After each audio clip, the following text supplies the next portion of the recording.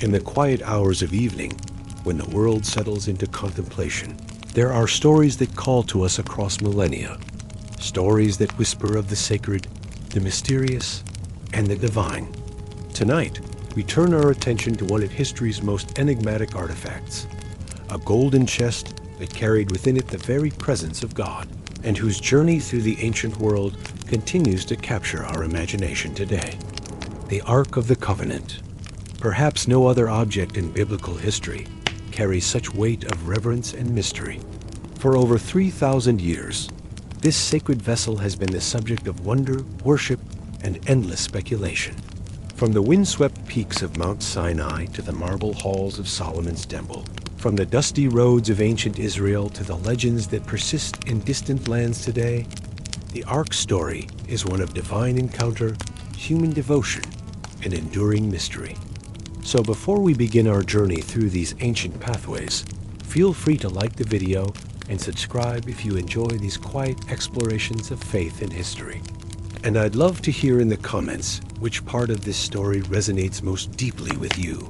It's always wonderful to see how these ancient narratives still speak to us today.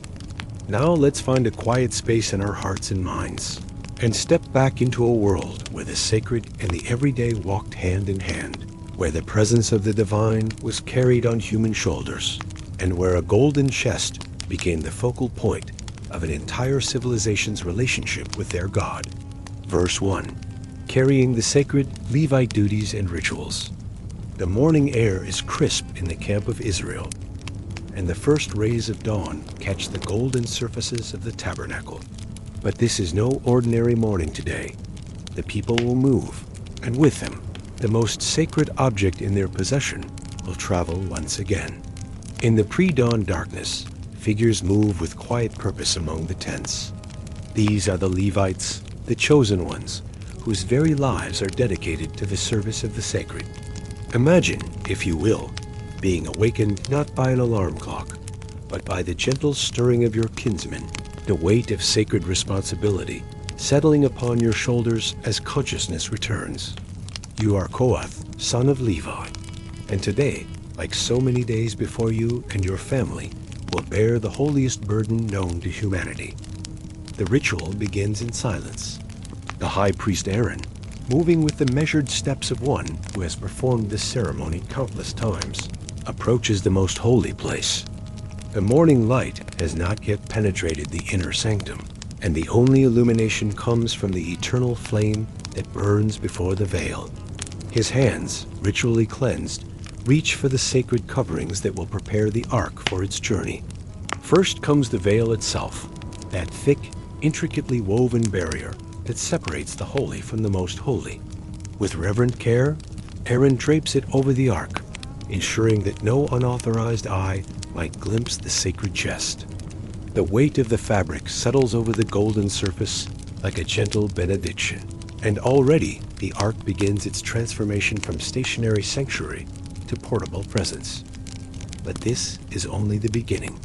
Over the veil comes a covering of fine leather, likely from dolphins or seals, materials precious and rare in the desert, chosen for their durability and their ability to protect the sacred cargo from the elements.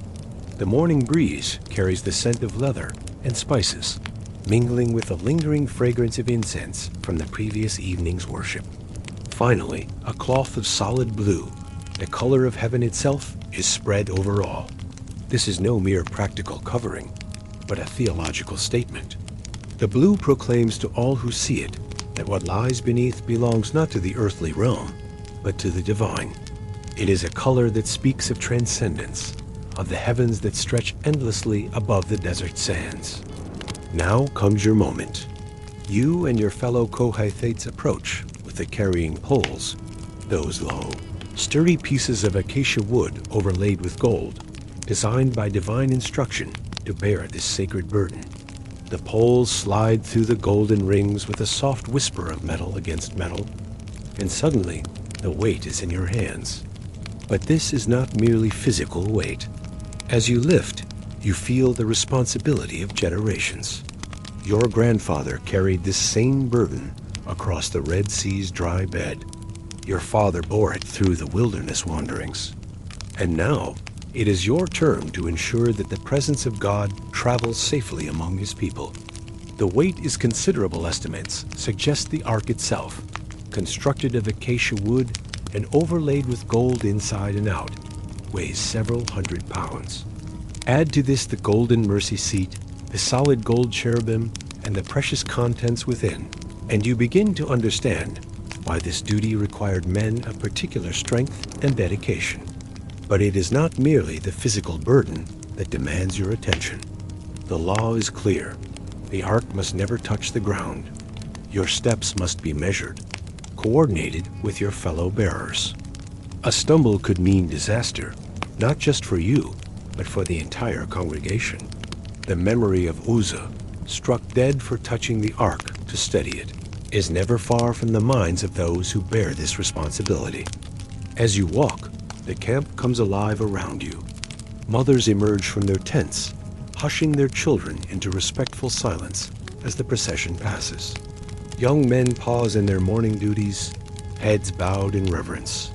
The elderly lean heavily on their walking sticks, their eyes bright with the memory of decades of such mornings, decades of following the ark through wilderness and conquest. The order of march is precise, dictated by divine command. The Kohathites bearing the ark walk at the center of the procession, surrounded by the other Levitical families. The Gershonites carry the tabernacle curtains and coverings, their burdens lighter but no less sacred. The Merarites bear the heavy framework, the boards, bars, pillars, and bases that form the structure of the tabernacle. Each family has its role, each person their sacred duty, but your role is unique. You are literally carrying the presence of God. Above your head, invisible but profoundly real, dwells the Shekinah, a divine presence that spoke to Moses from between the cherubim. The weight on your shoulders is nothing compared to the weight of this knowledge. The journey continues through the morning. The sun climbs higher, and the desert heat begins to press down upon the procession. Your muscles ache, your back strains, but there is no thought of rest. The ark must not be set down until the evening encampment, until the tabernacle is erected and the sacred chest can be returned to its proper place in the most holy place. As you walk, you find yourself listening to the rhythmic cadence of feet on sand, the gentle creaking of the carrying poles, the soft whisper of the blue covering in the desert breeze. These sounds become a kind of meditation, a physical prayer offered with every step. This is not mere transportation.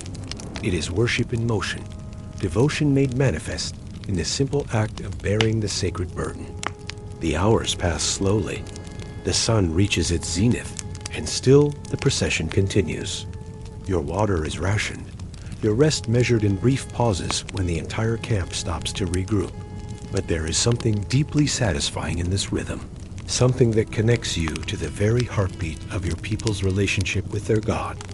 Around midday, a cloud appears on the horizon, not a natural cloud, but the pillar of cloud that has guided Israel through all their wanderings.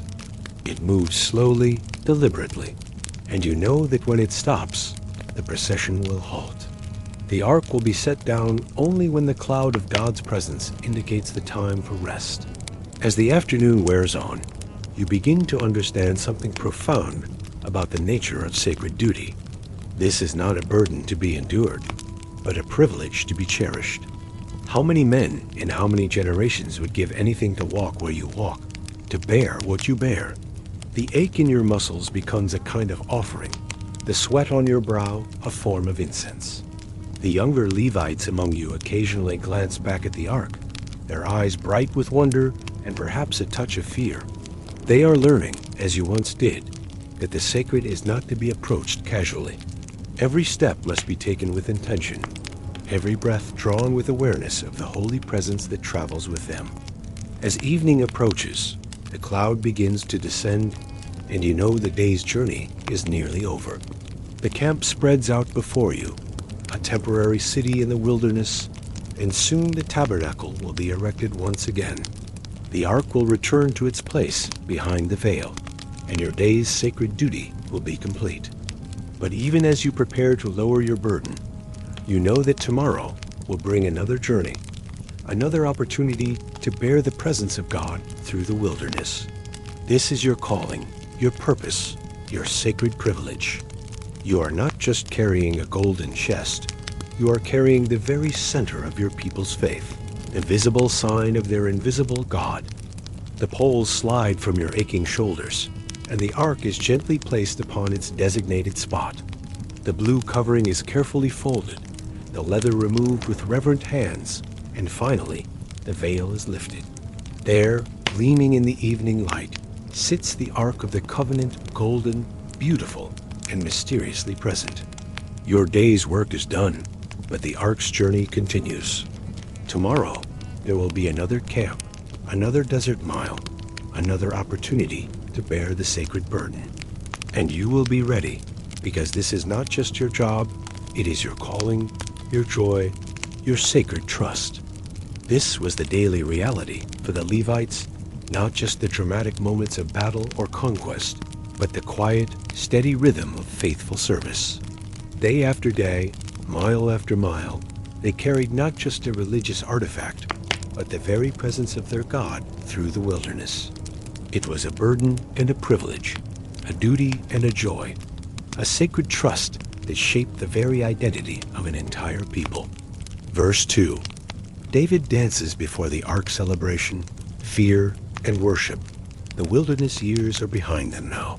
The generation that carried the ark, through 40 years of desert wandering, has given way to their children and grandchildren. The promised land stretches before them, conquered and settled, and in the hill country of Judah, a young king named David has united the 12 tribes under one crown. But something is missing from his newly established capital, something that will transform Jerusalem from merely a political center into the spiritual heart of the nation. The Ark of the Covenant has been separated from its people for far too long. Picture the scene. It is early morning in Kiriath Jearim, a quiet town in the hills west of Jerusalem. The house of Abinadab sits on a modest rise, unremarkable from the outside, yet within its walls rests the most sacred object in Israel. For 20 long years, the ark has remained here, almost forgotten, certainly neglected. The generation that trembled at Mount Sinai has grown old, and their reverence has dimmed the memories of their children. But David remembers. David, the shepherd boy who became king, who faced down giants and lions with nothing but faith and a sling, understands what his people have lost. The political kingdom is secure, but the spiritual kingdom remains fractured, incomplete without the visible sign of God's presence dwelling among them. The king's heart burns with a holy desire. He will bring the ark home. He will establish it in Jerusalem, in a tent prepared especially for its dwelling. The presence of God will return to the center of Israel's life, and the nation will remember who they are and whose they are. The preparations are extensive. This will not be a quiet, ceremonial transfer. David envisions a celebration worthy of the occasion. 30,000 chosen men of Israel will accompany the ark on its journey. Musicians will play, singers will lift their voices, and all of Israel will witness the return of their God to his rightful place among them. But the king, in his enthusiasm, makes a crucial mistake. Perhaps it is the influence of the surrounding nations. Perhaps it is simply the passage of time that has dimmed the memory of proper protocol. Instead of summoning the Levites, instead of using the golden carrying poles designed by God himself, David orders a new cart to be built. It seems practical, efficient, even respectful, a brand new ox cart, carefully constructed to bear the ark with dignity and ease. The morning of the great procession dawns bright and clear. Uzzah and Ahio, sons of Abinadab, stand beside the cart, proud to be chosen for this honor. The oxen are strong and well-trained, the cart sturdy and smooth rolling. What could possibly go wrong? The ark is brought from the house with great ceremony. Even covered, even silent, it seems to emanate a presence that quiets the crowd. The morning sun catches the edges of the blue covering, and for a moment, everyone present feels the weight of the sacred moment. This is not just the transport of a religious artifact. This is the return of God to his people. David himself leads the procession, his heart full to overflowing with joy and anticipation. Behind him, the musicians strike up their instruments, lyres and harps, tambourines and cymbals, the sound of celebration filling the morning air. The 30,000 chosen men fall into formation, their voices joining in songs of praise that echo off the hills of Judah. For a while, all goes according to plan. The cart rolls smoothly along the rough road. The oxen step carefully under their precious burden, and the procession moves with dignity and joy toward Jerusalem. David's vision seems to be unfolding perfectly. A triumphant return, a joyous celebration, a moment that will be remembered for generations. But then, somewhere along the dusty road, disaster strikes with shocking suddenness. Perhaps it is a stone in the path. Perhaps the oxen stumble. Perhaps the cartwheel catches in a rut. Whatever the cause, the cart lurches violently, and the ark, the sacred, untouchable ark of the covenant, begins to tip toward the ground. Uzzah's response is immediate and instinctive. His hand shoots out to steady the falling ark, to prevent it from crashing to the earth. It is a natural reaction, born of good intentions and reverent care. He means no disrespect. He seeks only to protect the sacred object from damage. But the law is clear, and it admits no exceptions. No unauthorized person may touch the ark. No hand, but those of the consecrated Levites, may make contact with the sacred chest. The punishment for violation is immediate and absolute. Uzzah falls dead beside the cart. The music stops as if cut by a sword. The singing dies in 30,000 throats. The joyous procession becomes a scene of shock, confusion, and terror. The man who reached out to save the ark lies motionless in the dust, struck down by the very presence he sought to protect.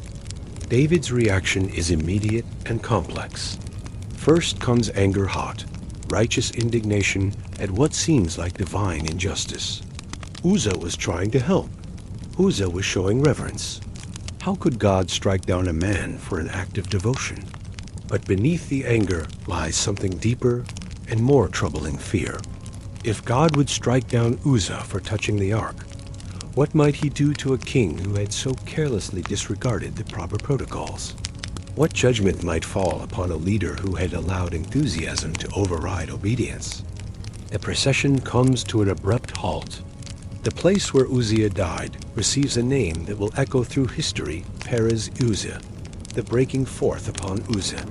It becomes a permanent reminder that the sacred must be approached on God's terms, not man's. David's response reveals the depth of his spiritual struggle. He cannot continue, not now, not after this.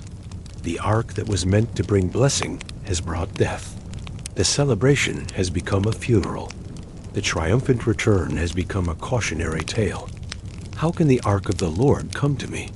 David asks, and in that question lies the heart of his dilemma. He wants the ark in Jerusalem. His vision of a unified kingdom under God demands it. But he also understands, perhaps for the first time, that wanting is not enough. The sacred demands more than enthusiasm. It requires submission to divine order. The ark is diverted to the nearby home of Obed-Edom the Gittite. This Philistine, this foreigner, becomes the unexpected guardian of Israel's most sacred treasure. And in a beautiful irony, while the ark brings judgment to the careless, it brings blessing to the reverent. Obed-Edom's household prospers wonderfully during the 3 months that the ark remains with them. Meanwhile, David wrestles with the implications of what has happened. He consults the ancient texts, speaks with the priests and Levites, and slowly begins to understand his error. The ark was never meant to be transported on a cart, no matter how well constructed. It was meant to be carried by consecrated men using the golden poles, according to the pattern established at Mount Sinai. The enthusiasm was right, but the method was wrong. The desire was pure, but the execution was flawed. And in the sacred realm, good intentions are not enough to override divine commands. 3 months pass. 3 months during which David prepares himself and his people for a second attempt. This time, there will be no shortcuts, no innovations, no substitution of human wisdom for divine instruction. The Levites are called and consecrated. The proper procedures are established. The golden carrying poles are retrieved and polished. When David finally makes his second attempt to bring the ark to Jerusalem, the contrast with the first attempt is striking. Gone is the casual confidence, replaced by careful reverence. Gone is the assumption that good intentions justify any method, replaced by meticulous attention to divine requirements. This time, the Levites bear the ark on their shoulders as God commanded. This time, every 6 steps the procession stops for sacrifices oxen and fattened cattle, offered in thanksgiving and atonement. This time, the fear of the Lord governs every aspect of the ceremony. And this time, David dances. Not the casual celebration of the first attempt, but something deeper and more profound. Stripped down to a simple linen ephod, the king of Israel abandons all royal dignity and dances before the ark, with abandonment that scandals some and inspires others. This is not performance. This is worship in its purest form. His wife Michal, watching from a window as the procession enters Jerusalem, is disgusted by what she sees as unseemly behavior.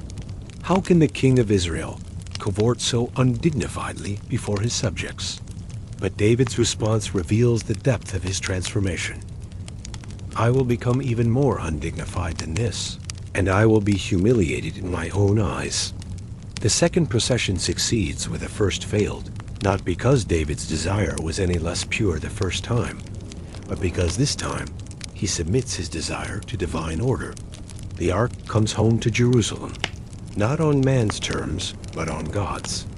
It is established in the tent David has prepared, and the kingdom finds its spiritual center at last. But the story carries within it profound lessons that echo through the centuries.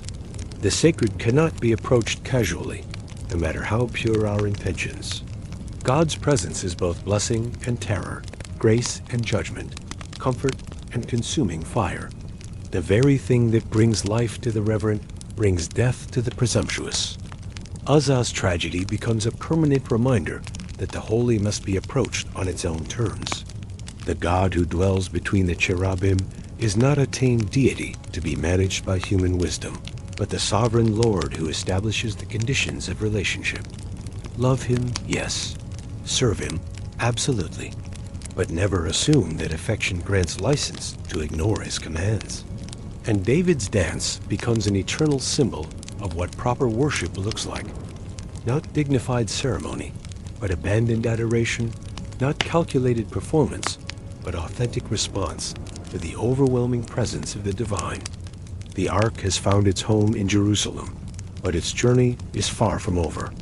In the tent David prepared, it will dwell for decades, the focal point of Israel's worship and the visible sign of God's presence among his people.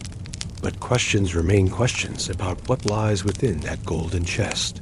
Questions about the craftsmanship that created it. Questions about the divine specifications that governed its construction. Verse 3. Inside the ark, contents and construction, in the quiet sanctuary of the tabernacle, behind the veil that separates the holy from the most holy, sits an object that has captured human imagination for 3 millennia. From the outside, we see only gold and blue covering, a mysterious bulk of something sacred beneath protective layers. But what lies within that golden chest? What secrets does the Ark of the Covenant hold in its sacred interior? To understand the Ark truly, we must journey back to Mount Sinai, to that terrifying and wonderful moment when Moses received not just commandments, but detailed blueprints for the dwelling place of God among his people. The instructions are precise, almost architectural in their specificity, as if the creator of the universe wished to leave nothing to human interpretation when it came to the design of his earthly throne. Make an ark of acacia wood, comes the divine command, and immediately we glimpse the profound symbolism embedded in every detail. Acacia wood, not cedar from Lebanon, not oak from the forests of the north, but acacia, the hardy tree that survives in the desert wilderness. Its wood is dense, resistant to decay, able to endure the harsh conditions of nomadic life. Even in its raw material, the ark speaks of permanence in the midst of wandering, of durability in the face of difficulty.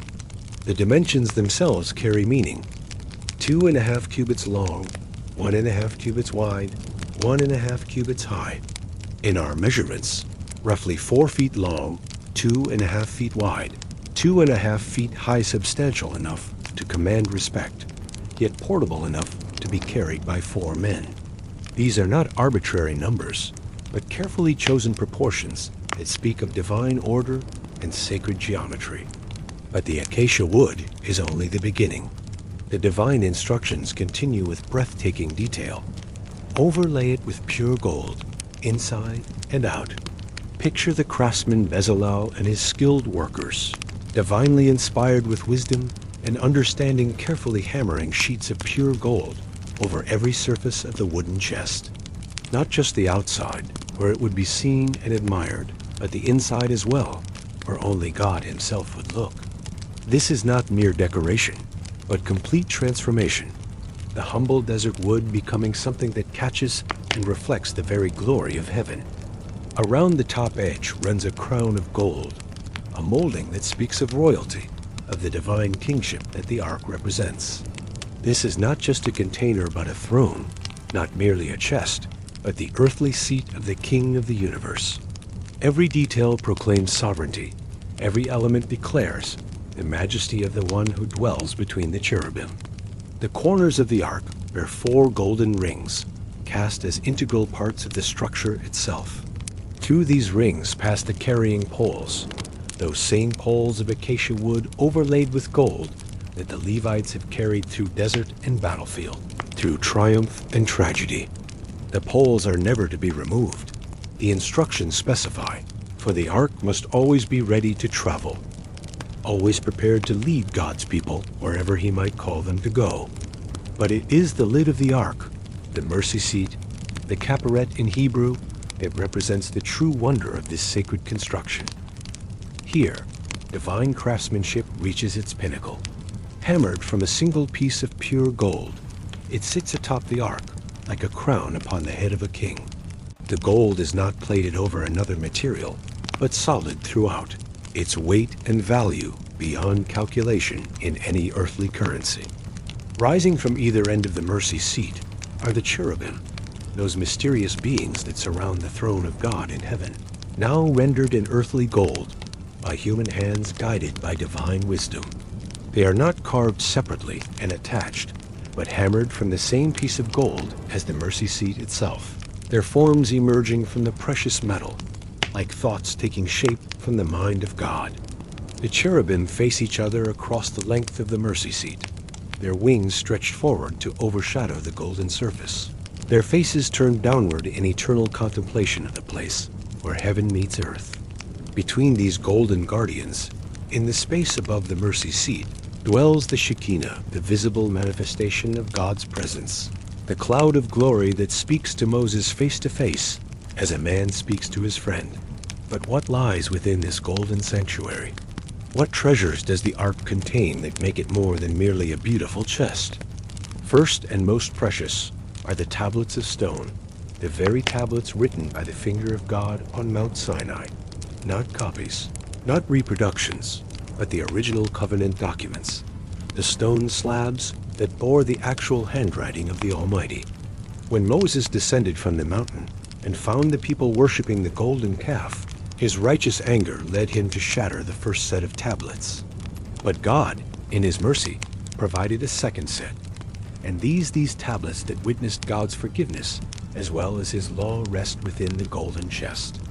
The Hebrew text calls them the tablets of the testimony, for they testify to the covenant relationship between God and his people. 10 commandments, but more than mere rules. These are the fundamental principles that govern the relationship between the Creator and his creation, the basic terms of peace between heaven and earth. Within the ark, they rest in safety, protected by gold and cherubim, honored by the presence of God himself. But the tablets are not alone in their golden sanctuary. Ancient tradition and biblical reference suggest that other items found their place within the ark, items that tell the story of God's provision and faithfulness through the wilderness years. A golden pot containing manna, that miraculous bread from heaven that fed Israel through 40 years of wandering. Day after day, the manna appeared with the morning dew, enough for each day's need but no more, teaching lessons of dependence and trust that the people struggled to learn. A single pot full of this heavenly provision was preserved within the ark, a permanent reminder of God's faithfulness to provide for his people's needs. And Aaron's rod, that simple almond branch that budded overnight, to settle the question of priestly authority. When the people challenged Moses and Aaron's leadership, when rebellion threatened to tear the community apart, God caused Aaron's rod to burst into bloom and bear fruit in a single night. This dead stick, transformed by divine power into living proof of God's choice, found its place within the ark as testimony to the divine ordering of leadership and authority. These three items, the tablets of law, the pot of provision, the rod of authority, together tell the complete story of Israel's relationship with their God. The law establishes the terms of relationship. The manna demonstrates God's faithful provision, and the rod confirms his sovereign right to choose and appoint leadership. Within the golden walls of the ark, past, present, and future converge in a symphony of divine purpose. The construction itself speaks of profound theological truths. The acacia wood represents humanity hard, enduring, but ultimately mortal and limited. The gold overlay speaks of divinity precious, incorruptible, eternal. Together, they create something that is both human and divine, earthly and heavenly, accessible and transcendent. In the ark, we see a profound prefiguring of the mystery of incarnation, the divine dwelling within the human, the eternal expressed through the temporal. The mercy seat above becomes the meeting place between God and man, the throne of grace where divine justice and mercy kiss each other in perfect harmony. When the high priest enters the most holy place on the Day of Atonement, when he sprinkles the blood of sacrifice upon the golden lid, he is not performing mere ritual, but participating in cosmic drama, the reconciliation of heaven and earth, the healing of the breach between Creator and creation. The very materials speak prophetically across the centuries. Gold, the most precious of metals, incorruptible and eternal. Acacia wood, hardy and enduring, but ultimately organic and mortal. Together, they whisper of one who would come, one who would be both divine and human, both eternal and temporal, both king and servant. The ark becomes not just a container but a prophecy, not just a throne but a promise. In the darkness behind the veil, these treasures rest in silent testimony to the character and purposes of God. The tablets speak of his holiness and justice. The manna declares his provision and faithfulness. The rod proclaims his authority and sovereignty. And overall, the mercy seat announces his grace and willingness to dwell among his people, despite their failures and rebellions. The craftsmanship itself was divine not merely in inspiration, but in execution. Bezalel, filled with the Spirit of God, possessed wisdom and understanding and knowledge in all manner of workmanship. His hands shaped gold with skill that bordered on the miraculous. His eyes saw proportions and patterns that reflected heavenly realities. In fashioning the ark, he was not merely following blueprint, but participating in creation itself, bringing into earthly existence something that existed first in the mind and heart of God. Every measurement precise, every angle perfect, every surface smooth and gleaming, the ark represents the absolute pinnacle of ancient craftsmanship, human skill elevated and perfected by divine enablement. No expense was spared, no detail overlooked, no corner cut in the construction of this dwelling place for the Most High. And yet, for all its gold and glory, for all its perfect proportions and precious contents, the ark remains ultimately a shadow of greater realities. It is the earthly representation of the heavenly throne, the temporal expression of eternal truths, the visible symbol of invisible realities that surpass human understanding. For centuries, the Ark will rest in Solomon's temple, the focal point of Israel's worship and the visible center of their faith. But empires rise and fall, kings come and go, and eventually, the unthinkable will happen. The Ark will disappear from history, leaving behind only questions, legends, and an enduring mystery that continues to captivate the human imagination. Verse 4. Lost in Ethiopia? Legends of the Ark abroad. In the highlands of Ethiopia, in the ancient city of Aksum, stands a small, unremarkable chapel. Its stone walls are weathered by centuries of highland rains, its wooden doors worn smooth by countless hands. Tourists pass by without a second glance, drawn instead to the towering granite obelisks that speak of an empire that once rivaled Rome itself. But within this humble sanctuary, according to local tradition, rests the most sought-after artifact in human history, the Ark of the Covenant itself. The story begins not in Ethiopia, but in Jerusalem, in the glorious days of King Solomon, when the temple gleamed with gold, and the kingdom stretched from the Euphrates to the borders of Egypt. Into this world of prosperity and power comes a figure both historical and legendary, the Queen of Sheba, ruler of a wealthy kingdom in the south, drawn by reports of Solomon's wisdom and splendor. The biblical account is brief, but tantalizing. She comes with a great caravan bearing spices, gold, and precious stones. She tests Solomon with hard questions, marvels at his wisdom, and departs richly rewarded, declaring that not even half of his greatness had been told to her. But in the silence between the biblical lines, Ethiopian tradition has woven a story of romance, intrigue, and divine destiny that has shaped a nation's identity for over 2 millennia. According to the Kebra-Nagast, the glory of the kings, Ethiopia's great national epic, the Queen of Sheba was known as Queen Makeda, ruler of Ethiopia. Her journey to Jerusalem was indeed prompted by reports of Solomon's wisdom, but her stay extended far longer than the biblical account suggests. In the Ethiopian telling, wisdom led to admiration, admiration to love, and love to a union that would change the course of history. The story unfolds with the stately pace of legend. Queen Makeda, impressed by Solomon's wisdom and devotion to God, converts from the worship of the sun to the worship of the Lord.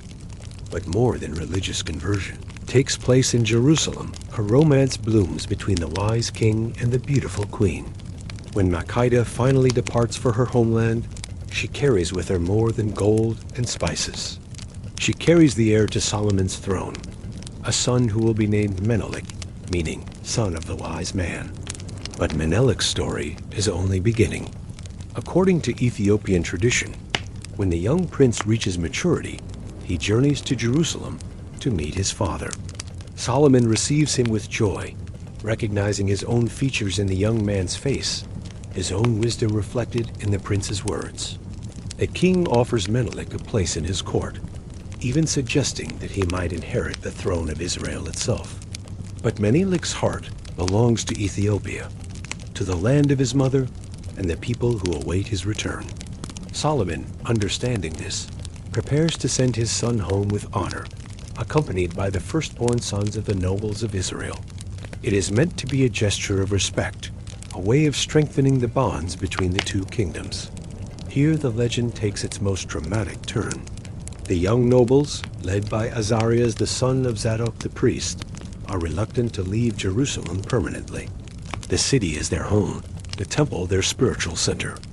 How can they dwell in a distant land without the presence of God to sustain them? In their minds forms a plan both audacious and blasphemous. They will take the Ark of the Covenant with them. The Ethiopian account describes the theft with remarkable detail. Under cover of darkness, the conspirators enter the temple and carefully remove the Ark from the Holy of Holies. In its place, they leave a careful replica constructed by skilled craftsmen. The switch is so expertly done that even the priests do not immediately notice the deception. Menelik, according to this tradition, initially knows nothing of the plot. Only when the caravan is far from Jerusalem, safely across the borders of Solomon's kingdom, do his companions reveal what they have done. The prince is horrified. Surely this theft will bring down the wrath of both Solomon and God upon them all. But Azarias claims divine sanction for their actions, declaring that God himself has chosen Ethiopia to be the new resting place for his sacred presence. The legend continues with miraculous confirmations of divine approval. The caravan travels with supernatural speed, covering vast distances in impossibly short times. When Solomon discovers the theft and pursues with his army, he finds himself unable to catch the fleeing Ethiopians. More remarkably, when he consults with God about recovering the stolen ark, he receives the devastating response that the divine presence has indeed chosen to depart from Israel due to Solomon's later unfaithfulness and idolatry. In Ethiopian tradition, the ark's arrival in the highlands marks the beginning of a new covenant, not with Israel, but with Ethiopia. The kingdom becomes the new chosen people, the guardians of God's presence on earth.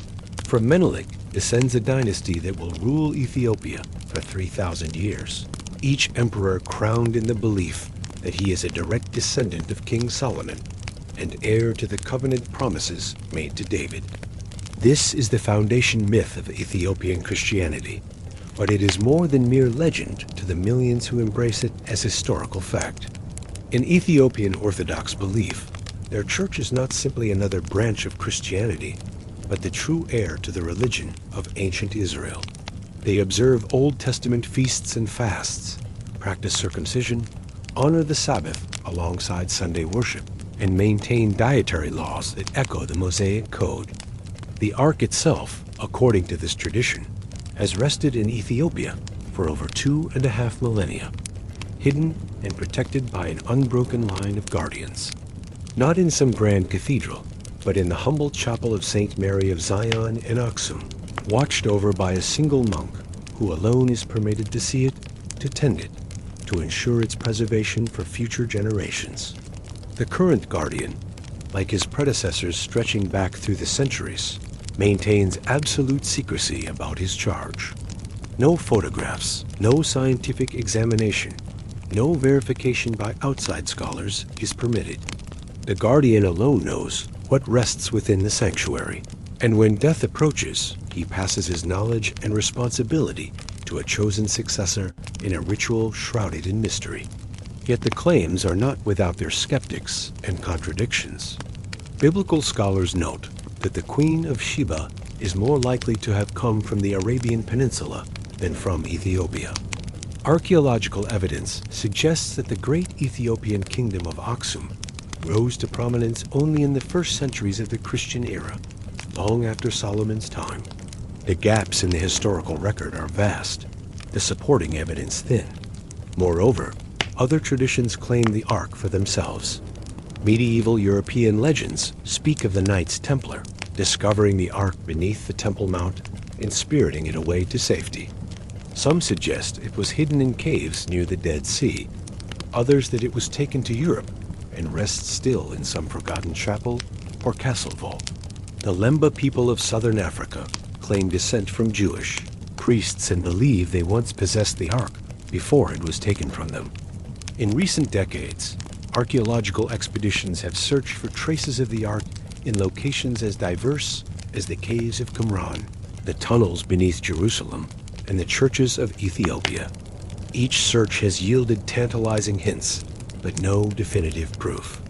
The ark remains as elusive as ever, as mysterious as it was the day it vanished from the pages of biblical history. But perhaps the absence of proof is itself part of the mystery. The Ethiopian tradition persists not because it can be verified, but because it fills a deep human need for connection to the sacred, for continuity with the divine past. In claiming guardianship of the ark, Ethiopia claims a place in the cosmic drama of salvation, a role in the unfolding purposes of God. The legends speak to something deeper than historical accuracy. They address the human longing for the sacred to dwell among us, for the divine presence to be not merely theological concept, but tangible reality. Whether the ark rests in Ethiopia or lies buried in some forgotten cave, whether it was destroyed by conquering armies or awaits rediscovery in our own time, its true power lies not in its physical presence, but in what it represents. For the Ethiopian Orthodox believer, the presence of the Ark validates their faith, confirms their special relationship with God, and assures them that the divine presence dwells among them still. For the skeptical scholar, the legends reveal the human tendency to create stories that give meaning and purpose to existence, that connect present reality to sacred history. But there is something profoundly moving about the Ethiopian guardian, spending his life in solitude, protecting what he believes to be the most sacred object on earth. Whether his vigil guards the actual Ark, or merely a replica matters less than the devotion itself, the willingness to sacrifice everything for the sake of the sacred. In the highlands of Ethiopia, in monasteries carved from living rock, the faithful still gather for liturgies that echo ancient Israel. They read from scriptures written in Ge'ez, sing hymns that may preserve melodies from Solomon's temple, and live out a faith that bridges Old and New Testaments in ways that Western Christianity has long forgotten. The Ark, present or absent, real or legendary, continues to shape their identity and devotion. In their prayers, they still address the God who dwelt between the cherubim. In their worship, they still seek the face of the one who spoke to Moses from the mercy seat. In their hearts, they carry the hope that somewhere, somehow, the sacred presence that once filled the temple continues to dwell among those who seek it with pure hearts. The mystery endures, as perhaps it should. Some treasures are meant to be found, others to remain hidden, keeping alive the sense of wonder and possibility that makes faith itself possible. The Ark of the Covenant, whether resting in Ethiopian highlands or awaiting discovery in some yet unknown location, continues to call to something deep within the human spirit, the longing for the sacred, the hope for divine presence, the belief that heaven and earth can meet in ways that transform both. And so the journey continues, not just of a golden chest through ancient lands, but of a hope that refuses to die, a faith that transcends boundaries of nation and culture, a promise that the God who once dwelt between the cherubim still seeks to make his home among those who welcome his presence. Conclusion. As the evening settles around us and our journey through the ages draws to its close, we find ourselves back where we began, in the presence of mystery, in the company of the sacred, in the quiet space where questions become more important and answers and wonder more valuable than certainty. We have walked with the Levites through desert sands, feeling the weight of divine presence on our shoulders. We have witnessed David's struggle to approach the holy on proper terms, learning that good intentions must be wedded to humble obedience. We have peered into the golden depths of the Ark itself, marveling at the treasures it contained and the truths they represented. And we have followed the trails of legend and tradition to distant lands, where faith creates its own realities and devotion guards its own treasures. The Ark of the Covenant remains, in the end, what it has always been, both presence and absence, both revelation and mystery, both answer and question. Whether it rests in Ethiopian highlands or waits in some forgotten cave, whether it was destroyed by ancient enemies or preserved by faithful guardians, its true significance lies not in its location, but in what it represents: the eternal human longing for the sacred to dwell among us. In every generation, in every culture, in every human heart, the same desire echoes, that the divine might not remain distant and untouchable, but draw near, make itself known, transform our ordinary spaces into sacred ground. The Ark, golden and mysterious, terrible and beautiful, represents the possibility made manifest.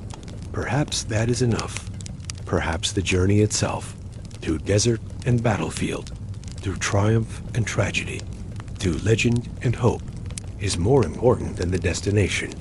Perhaps the seeking itself is the finding, and the wonder itself is the treasure. Thank you for walking this ancient path with me tonight. May the peace that passes understanding, the presence that transforms ordinary spaces into sacred ground, and the hope that sees beyond the visible to the eternal, rest gently upon your spirit. Until we meet again in these quiet explorations of faith and history, may you find your own sacred spaces, carry your own holy burdens with grace, and discover that the God who once dwelt between the cherubim still seeks to make his home in hearts that welcome his presence.